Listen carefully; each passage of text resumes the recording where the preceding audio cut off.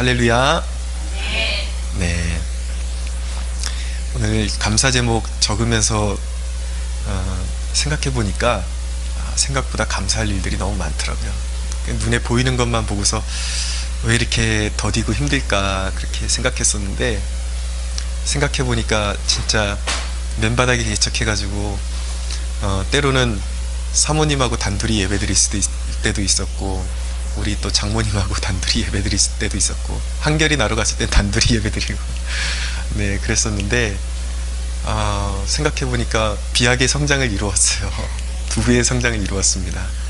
너무 귀한 장권사님, 현수, 은희 이렇게 다 보내주셔서 너무 감사드리고, 우리가 내년에는 여기 있는 의자들이 꽉 채워지고 단순히 사람만 늘어나는 교회가 아니라 다시 한번 한국교회에 잃어버린 그 복음의 빛을 회복하는 그런 아름다운 교회로 쓰임받는 그러한 캠퍼스 성막교회가 되었으면 좋겠습니다. 오늘 창세기 5장 1절에 32절 본문 나눌 텐데요. 에녹이 하나님과 동행하다 라는 제목으로 하나님의 말씀 나누겠습니다.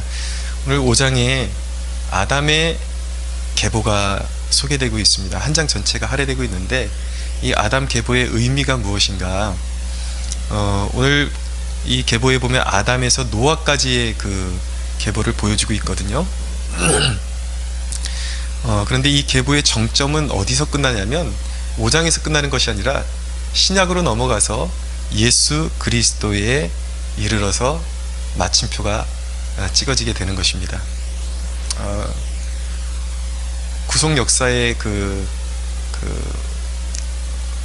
예수님께서 이루시는 구속 역사가, 하나님께서 이루시는 구속 역사가 거기서 마무리된다는 얘기고, 이제 예수 그리스도를 통해서 주님 오시는 날까지 예수님 안에서 이제 새로운 족보가 쓰여지게 되는 것이죠.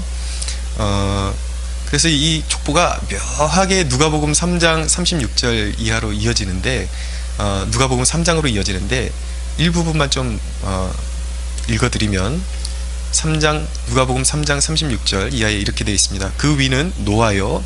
노아부터 이제 시작을 하는 거죠. 그 위는 레멕이요. 오늘 말씀에 보면 라멕이라는 인물이 나오는데 레멕이라고 기록되고 있습니다. 근데 지난주에 그 악한 라멕하고는 전혀 다른 사람이에요. 경건한 라멕입니다. 그 위는 무두셀라요. 그 위는 에녹이요. 그 위는 야렛이요. 그 위는 마할랄렐이요. 그 위는 가이난이요 하는데, 이건 오늘 본문에 게난이라고 되어 있습니다. 그 위는 에노스요. 그 위는 셋이요. 그 위는 아담이요. 그 위는 하나님이시라 라고 말씀하고 있습니다. 이 계보의 의의는 하나님이 구원 역사를 이어가시는 계보라는데 의의가 있는 것입니다. 아담의 자손들이 많이 태어났습니다. 그동안 이제 많이 태어났는데,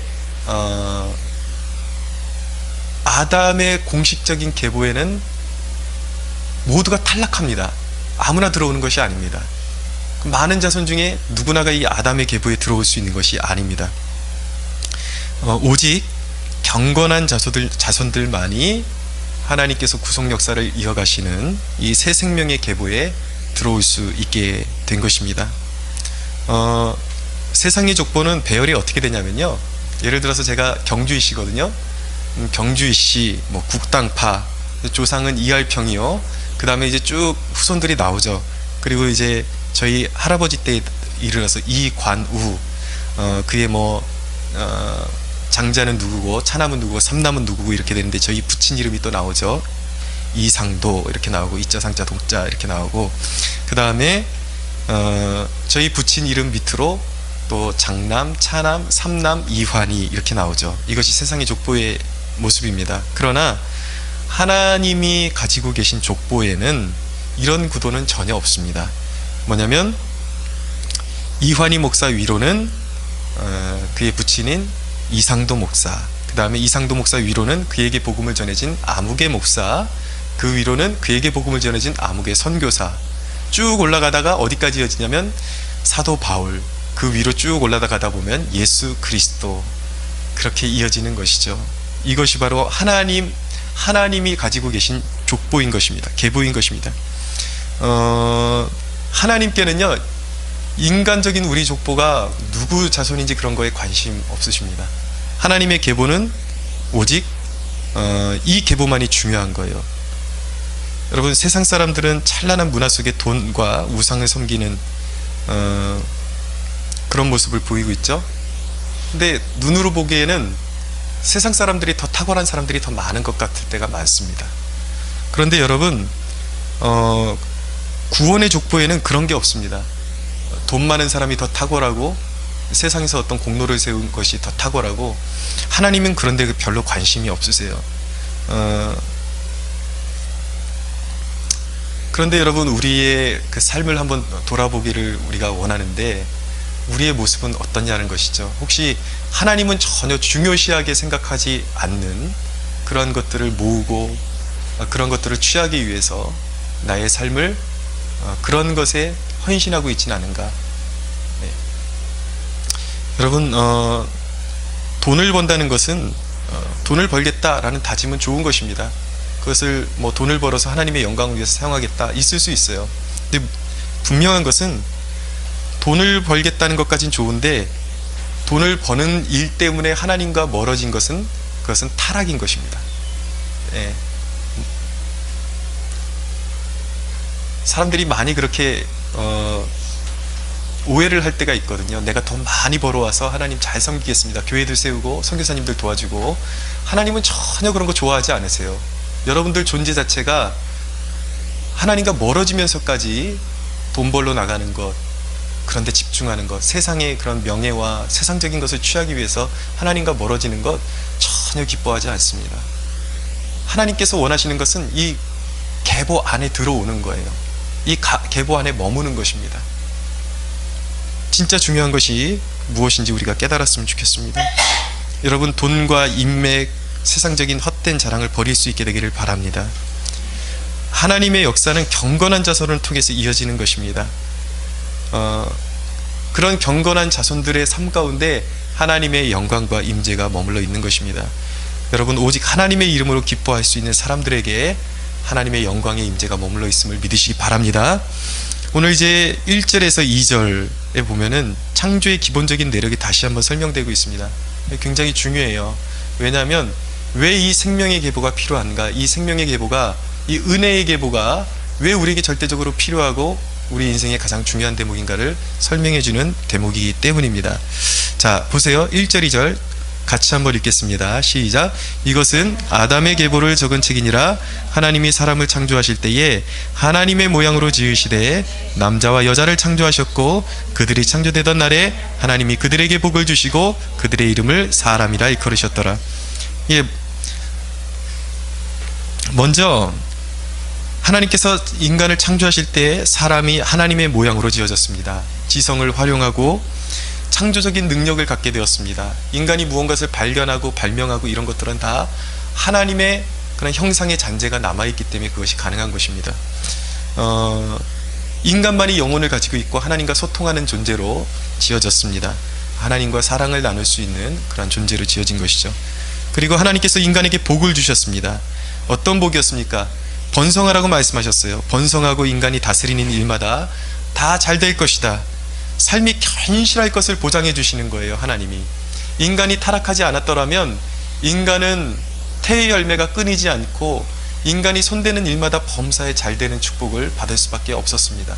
근데 인간이 타락하면서 땅이 저주를 받고 인간이 수고하고 애써야 먹을 수 있는, 땅이 끝까지 인간이 땀을 흘리고 돌보지 않으면 땅이 엉겅퀴를 내고 가시줄기를 내는 그러한 저주를 받게 된 것이죠. 사람이라 일컬으셨어요. 사람의 뜻은 흙이라는 뜻입니다. 여러분, 하나님의 다스리심을 받을 때에만 인간은 형통할 수 있는 존재임을 믿으시기 바랍니다. 그래서 인간이 하나님의 통치를 받는 건 억압받는 것이 아니라 가장 큰 영광이에요. 가장 안전한 것입니다. 그런데 자, 하나님의 형상으로 그렇게 복을 받았습니다. 근데 3절에 반전이 일어납니다. 한번 보실까요? 같이 읽겠습니다. 시작. 아담은 130세에 자기의 모양 곧 자기의 형상과 같은 아들을 낳아 이름을 셋이라 하였고. 네, 여기서 주목할 만한 말씀은 무엇입니까? 하나님의 형상으로 지어진 인간인데 갑자기 아담 이후로 어떤 형상의 아들들이 나옵니까? 자녀들이 자기의 형상, 자기의 모양대로 자녀들을 낳게 됩니다. 죄가 들어왔다라는 얘기예요. 하나님의 형상이 깨어졌다라는 것입니다. 저주가 인간들이 사는 세상에 들어왔습니다. 에덴 동산에서 쫓겨나게 되었습니다. 그들의 영혼이 죄와 허물로 죽게 되었습니다. 그래서 아담 이후로 태어나는 모든 인류는 영적으로 죽어서 태어나게 됩니다. 하나님을 거부하고 하나님을 모른다 하는 그러한 모습으로 태어나게 되는 것이죠. 문화 자체는 나쁜 게 아닙니다. 그러나 인간이 죄에 오염되면서 문화 저변에 깔려있는 그 스피릿, 여태까지 나눠봤잖아요. 그 가인의 스피릿, 살인과 음란함과 모든 쾌락과 이런 그런 죄악 덩어리의 그런 죄악의 근본인 그런 죄악의 특성이 그런 인간의 문화의 저변에 깔려있기 때문에 문화가 문제가 되는 것입니다. 그런데 이 계보에서 반복되는 두 가지 단어가 있습니다. 계속해서 쭉 읽어보면은 반복되는 두 단어가 있는데, 하나는 뭐냐면 낳았다라는 거예요. 누가 누구를 낳았다, 몇 세에 낳았다. 근데 여기서 특이점이 무엇입니까, 여러분? 여러분들 이 족보를 보면서 놀라운 모습을 보지 않습니까? 사람들이 지금 몇 살을 살고 있습니까? 평균을 내보니까 평균 912세를 살았습니다. 여러분, 어떻게 이런 일들이 벌어질 수 있었을까요? 몇 가지 좀 추측이 있는데, 한 가지는 아직 이때만 해도 그 노아의 그 홍수가 일어나지 않은 상태에서 그 대기권의 물층이, 아주 탄탄한 물층이 깨어지지를 않았습니다.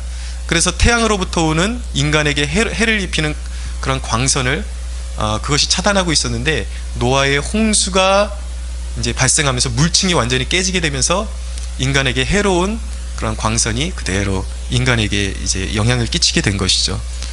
그래서 이때만 해도 환경이 최적의 환경이었고, 지금과는 비교가 안 되는 그런 살아있는 공기와 그리고 좋은 음식들, 최상의 그 음식들을 먹을 수, 아직 이제 육식을 안 했거든요.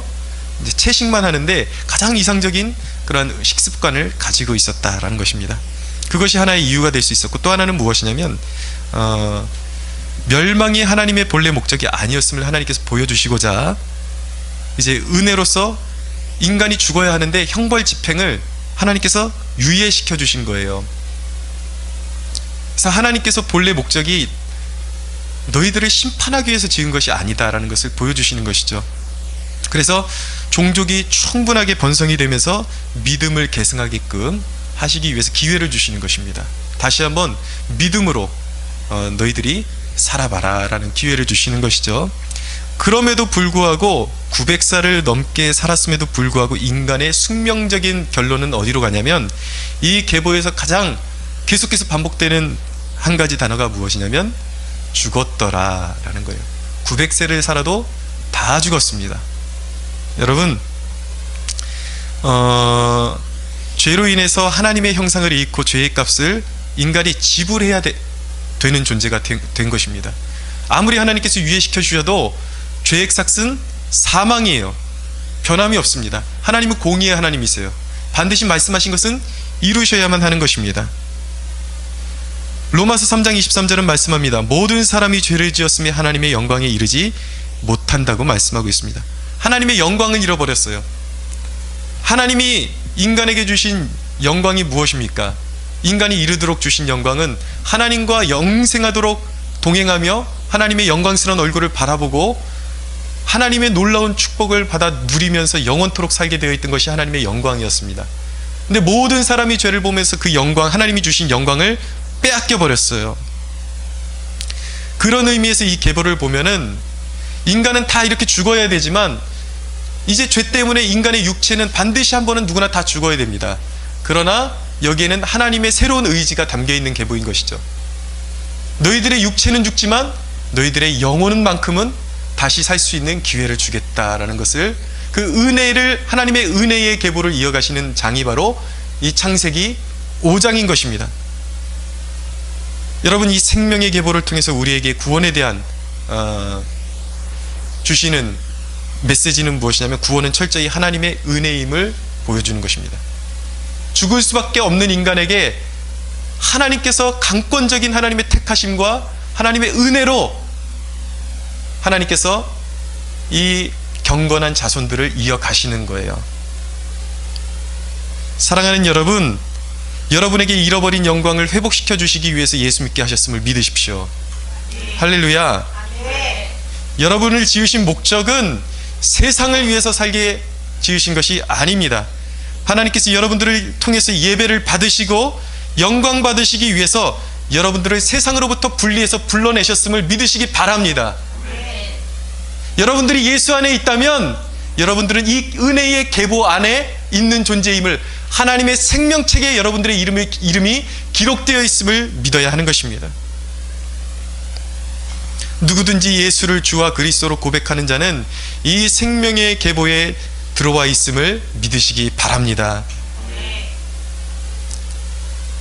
그런데 여러분, 이 계보에는 소망의 빛이 들어 있습니다. 21절에서 24절 한번 볼까요? 한번 같이 읽어보겠습니다. 시작. 에녹은 65세에 무드셀라를 낳았고 무드셀라를 낳은 후 300년을 하나님과 동행하며 자녀들을 낳았으며 그는 365세를 살았더라. 에녹이 하나님과 동행하더니 하나님이 그를 데려가심으로 세상에 있지 아니하였더라. 아멘. 네, 에녹의 삶을 보여주고 있습니다. 이 에녹이라는 인물은 참 특별한 인물이에요. 다 죽었죠 지금? 누가 죽었고 그런데 이 죽음의 흐름을 끊어버린 한 사람이 있습니다.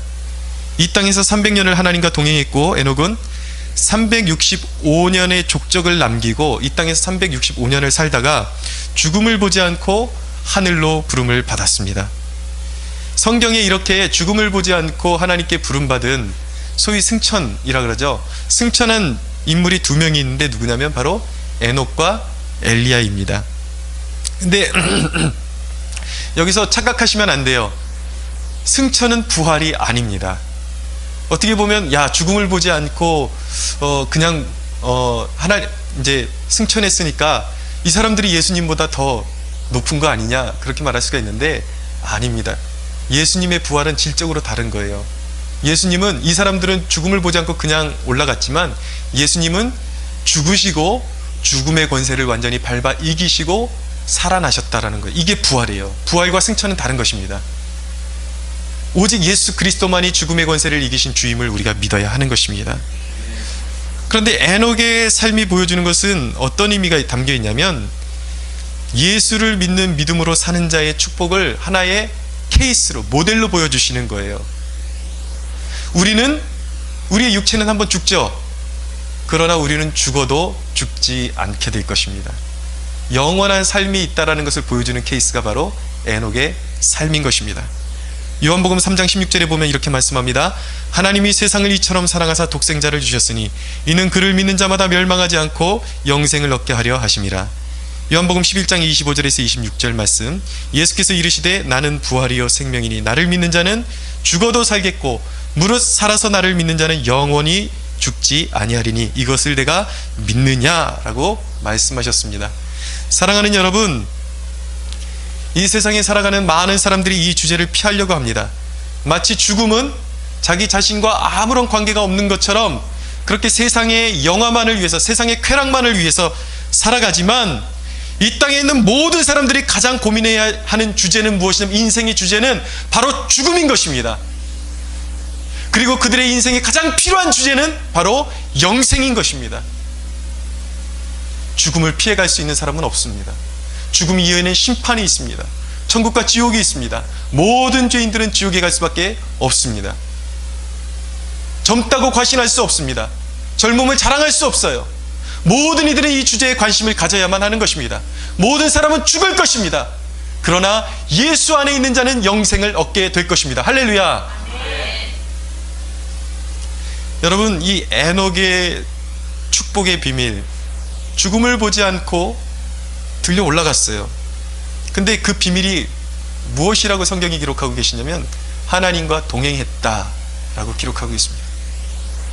여기 경건한 자손들의 그 계보가 나오고 있는데 이름들이 나열되고 있는데 유독히 왜 에녹만이 하나님의 그런 특별한 은총을 입어서 죽음을 보지 않고 들려 올라갔을까? 그것은 물론 전적인 하나님의 주권에 있겠지만 또 한 가지, 그 누구보다도 에녹이 하나님을 특별히 사랑하고 섬겼다라는 것을 우리가 또한 추측해 볼 수 있습니다. 에녹이 하나님과 동행했다. 그에게 뭔가 특별한 삶이 있었다라는 것입니다.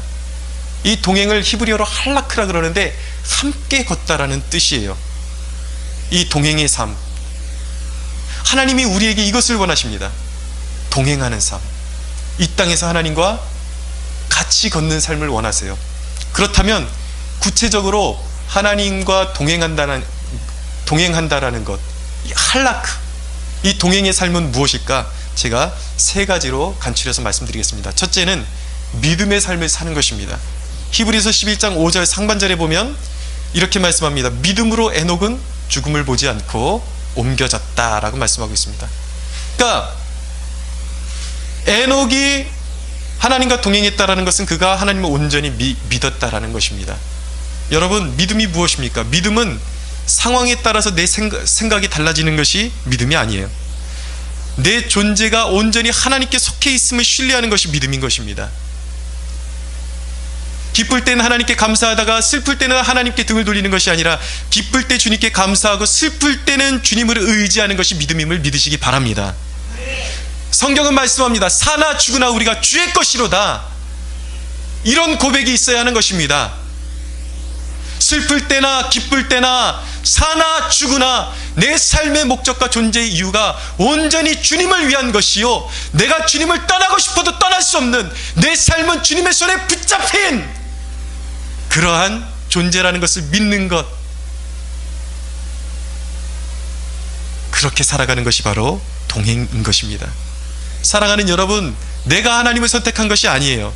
하나님이 나를 선택하셨습니다. 믿으십니까? 그렇기 때문에 나는 하나님께로부터 떨어질 수 없는 그러한 존재임을 믿어야 하는 것입니다. 이것이 바로 믿음의 삶이에요. 두 번째, 동행한다는 것은 경건한 삶을 살아가는 것입니다. 유다서 1장 14절에 보면 에녹의 삶에 대해서 이렇게 말씀합니다. 아담의 7대손 에녹이 이 사람들에 대하여도 예언하여 이르되 보라, 주께서 그 수만의 거룩한 자와 함께 임하셨으니 이는 무사람을 심판하사 모든 경건하지 않은 자가 경건하지 않게 행한 모든 경건하지 않은 일과 또 경건하지 않은 죄인들이 주를 거슬러 한 모든 완악한 말로 말미암아 그들을 정죄하려 하심이라 하였느니라 라고 말씀하고 있어요. 무슨 말인가? 여러분, 이 시대에 이미 이 에녹이 예수 그리스도가 이 땅에 오시고 예수님이 이 땅에 다시 재림주로서 오실 것을 예언했다라는 거예요. 악한 자들을 심판하러. 그리고 에녹의 삶은 당시에 자신의 시대에 불경건하게 사는 사람들을 삶으로 정죄하는 의인의 삶의 모습을 보였다라는 것입니다. 경건하게 살았다라는 것입니다. 쉽게 말씀드려서, 여러분, 진정한 믿음이란 무엇입니까? 경건하게 사는 것입니다. 말로만 떠든다고 해서 믿음이 아닌 거예요. 경건이 있어야 하는 것입니다. 다른 말로 하면 거룩한 두려움이 있어야 하는 것입니다. 여러분, 저와 여러분이 정말 예수를 믿는다라면 세상 가운데 하나님을 경건한 두려움으로 섬길 수 있어야 하는 것입니다. 내가 선택하고 말하고 내가 살아가는 그 모든 것들, 그 선택의 기준에 하나님을 두려움이 있어야 되는 거예요. 여러분, 제가 며칠 전에 제자 오카눔이라는 그런 이제 사랑의 교회를 개척하셨던 오카눔 목사님 다큐멘터리를 보고 왔습니다. 근데 그 다큐멘터리 중에 오카눔 목사님으로부터 배운 그 여자 성도분들이 그런 말씀을 하시더라고요. 옥 목사님 살아계실 때에 그 순장반이나 이렇게 리더들을 지도하시는 데에 늘 강조하셨던 말씀이 함부로 파마도 하지 말라고. 왜 그런 말씀을 하셨는가? 아마 그런데 사랑의 교회 교인들도 다 파마합니다. 거기에 그 주안점이 있는 것이 아니라 교회가 강남에 있으니까 그래도 다른 동네보다는 좀 산다는 사람들이 모인 곳이고, 오히려 그런 동네에 교회가 자리 잡았기 때문에 하고 싶은 대로 다 하면서 살면 안 된다는 것이죠. 가장 낮은 곳에서 낮은 자의 삶으로 있어도 절제하고 가장 낮은 곳에서 섬길 수 있는 삶을 살아야 하는 것이, 그것이 바로 제자의 삶이라는 것을 강조하셨다라는 것이죠. 여러분, 이것이 바로 경건의 삶인 것입니다. 있다고 해서 흥청망청 살아가는 것이 아니라 절제하고, 세상이 추구하고 세상이 갖기를 원하는 것을 다 갖는 것이 아니라, 할 수 있음에도 불구하고 내게 하나님께서 왜 이런 은총을 주셨을까? 내게 왜 이런 은사를 주셨을까? 내게 왜 이런 물질을 주셨을까? 그 하나님의 뜻과 섭리를 기억하고 그것을 하나님을 위해서 헌신하는 삶을 사는 것이 바로 경건의 삶인 것입니다. 토요일 날 저희 한결이 두 번째 생일을 맞이하면서 저희 어머님 되시는 사모님이 특별히 우리 또 부부 바쁘다고 미역국을 끓여주시고 그래가지고 감사하는 마음으로 부모님하고 또 장모님 모시고 잠깐 식사를 하러 갔습니다. 근데 가니까 생각 외로 사람들이 너무 많아서 40몇 명을 기다려 순번표를 뽑았어요. 근데 제가 보니까 133번이에요. 근데 중간에 막 기다리다 보니까 이제 와가는데 저희가 이제 127번 표를 주신 거예요. 야, 땡 잡았다. 주셨는데 그래서 127번으로 저희가 입장을 했습니다. 그래서 제 마음에 뭔가가 좀 이렇게 찔림이 오더라고요. 그래서 제가 하나님께, 하나님 지금 빨리 먹고 설교 준비하러 가야 되는데 어쩔 수 없었습니다, 이렇게 핑계를 댔지만 제 마음 한편에 그런 찔림이 있더라고요. 네가 정말 네가 원해서 그 식당 간 거 아니냐? 그러면 너 앞에 온 사람들을 생각했을 때에 그들은 다 기다려서 먹었는데 네가 거기 그 식당에서 정말 먹고 싶으면은 네 시간을 희생해서 좀 더 늦게까지 설교 준비할 각오를 하고 거기서 먹어야 되는 것 아니냐? 그런 찔림을 주시더라고요. 물론 하나님이 그걸 가지고 우리 가정을, 저를 벌하시고 그럴 거라고는 생각은 안 해요. 그렇지만 우리 그리스도인에게는 더 경건한 삶, 더 나은 삶이 분명히 존재한다라는 것이죠. 하나님이 기뻐하시는 삶. 이재철 목사님 설교를 접하면서 제가 듣게 된 내용이 무엇이냐면, 교인들 집을 방문해 보면 왜 그렇게 대한항공 담요가 많은지 모르겠대요. 네, 그거는 항공사 재산인데 왜 그것이 교인들 집에 이렇게 많냐는 것이죠. 그러니까 우리 성도들이 작은 일에 얼마나 무감각하게 사는지를 보여주는 대목이라고 볼 수가 있는 것입니다. 사랑하는 여러분, 하나님의 자녀들이 하나님을 두려워하지 않는데 세상이 하나님을 두려워할 법이 있겠습니까? 우리가 과연 어떻게 살아야겠습니까? 제가 과연 다시는 그런 죄를 저지르지 않을지 저는 솔직히 장담 못하겠어요. 장담 못하겠는데, 그러나 어지간해서는 그런 일 이제 안 할 겁니다. 네. 그래도 그래서는, 자, 여러분들 아직 이해가 덜 되신 것 같은데, 하나님의 말씀이 우리의 삶의 기준인 거예요. 네? 우리의 사는 방식이 우리의 삶의 기준이 아니라 하나님의 말씀이 우리의 삶의 기준인 것입니다. 네, 물론 할 수도 있어요. 세상처럼 살 수도 있어요. 이제 율법의 시대는 지나갔습니다. 그러나 하나님이 우리로 하여금 세상에 빛이 되기를 원하신다라는 거예요. 만약에 그런 모습을 보면서 왜 당신들은 질서를 지키지 않느냐는 누군가 하나라도 나타난다면 그것을 통해서 하나님의 이름이 욕되게 되는 것입니다. 무슨 말씀인지 아시겠죠?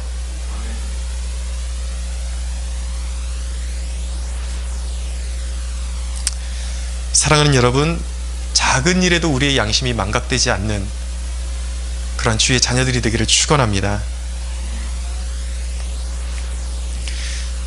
세 번째로, 동행한다는 것은 임재 안에 거한다라는 것입니다. 임재 안에, 하나님의 임재 안에 거하는 삶을 살았다라는 거예요. 근데 저는 이 위대한 주제를 어떻게 표현해야 될지 늘 고민입니다. 여러분, 임재라는 것은 하나님의 존재감을 느낀다라는 거예요.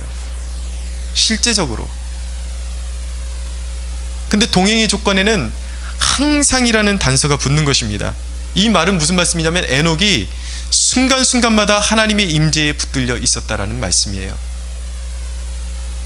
임재를 체험한다는 이 말이, 이 주제가 이제 교회 안에서 완전히 희박해져 가고 있습니다. 하나님의 임재를 체험한다, 이런 얘기, 성령의 임재를 체험한다는 말이 벌써 교회 안에서 뭔가 비정상적인 사람들이 추구하는 이상한 체험처럼 그렇게 치부되고 있다라는 것입니다. 근데 이건 교회의 비극이에요. 교회가 죽어가고 있다라는 사인인 것입니다.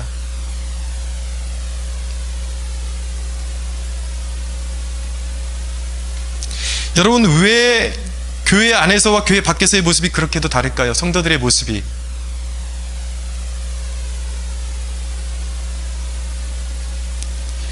여러분, 교회 밖에서는 하나님에 대해서 생각조차 안 하기 때문입니다. 교회에서 찬양하고 예배 시간에 찬양하고 설교 듣고 이것을 하나님과 나누는 교제의 전부로 생각하고 있기 때문이에요. 밖에 나가면 전혀 하나님에 대해서 생각하지 않습니다. 근데 여러분, 하나님의 임재는 주로 어떨 때 나타나는지 아십니까? 십자가를 묵상하고 하나님의 신실하심이나 그분에 대한 것들, 그분에 대한 주제들, 찬양의 가사를 떠올리고 성경 구절을 떠올릴 때에 하나님의 임재에 사로잡히게 됩니다. 물론 매번 그런 것은 아니에요. 그러나 우리가 그것을 추구할 때에, 우리의 생각을 하나님께 드릴 때에 하나님께서는 그 하나님의 임재에 사로잡히는 축복을 우리에게 허락해 주십니다. 그래서 신명기 6장에 보면은 우리로 하여금 하나님의 말씀과 동행할 때, 집에 앉았을 때든지 길을 갈 때든지 눕거나 일어날 때 언제든지 하나님의 말씀을 강론하고 너희 마음에 하나님의 말씀을 담으라고 그렇게 말씀하고 있는 것입니다. 항상 하나님을 떠올릴 때 하나님의 임재가 나타나는 거예요. 여러분, 하나님의 임재가 나타나면요, 길을 걷다가도 그분의 십자가와 그분의 사랑을 묵상하고 그분의 영광 안으로 들어갈 때, 그분이 임재해 주실 때에 내 마음에 그렇게 더럽고 추악한 그러한 생각들이 완전히 순간 싹 사라지는 것을 느끼게 됩니다. 내 마음이 가장 추악한 땅이 가장 거룩한 땅이 됩니다. 그때 느끼는 것이 이것이에요. 무엇이냐? 바로 이런 것이 하나님과 동행하는 것이구나. 에녹이 하나님과 동행했다라는 것을 비로소 이해할 수 있다라는 것을 비로소 하나님의 임재를 느낄 때에 깨닫게 되는 것입니다. 그래서 더 거룩함을 사모하게 되는 거예요. 인간이 이 육체를 벗어버리는 그날에 가장 순결하고 가장 아름다운 인간의 형상을 회복하게 되는 것이구나. 그것을 맛보게 하는 것이 바로 하나님의 임재를 경험하는 것이죠.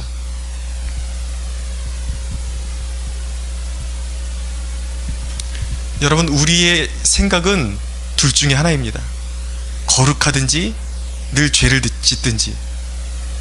하나님에 대한 것들로 우리의 생각을 채우지 않으면 우리는 항상 더러운 것들로 우리의 생각을 채우게 되어 있어요. 죄란 무엇입니까? 방향을 잃은 게 죄예요. 하나님을 떠나서 생각이 방향을 잃고 나의 행동이 방향을 잃은 것이 바로 죄악인 것입니다.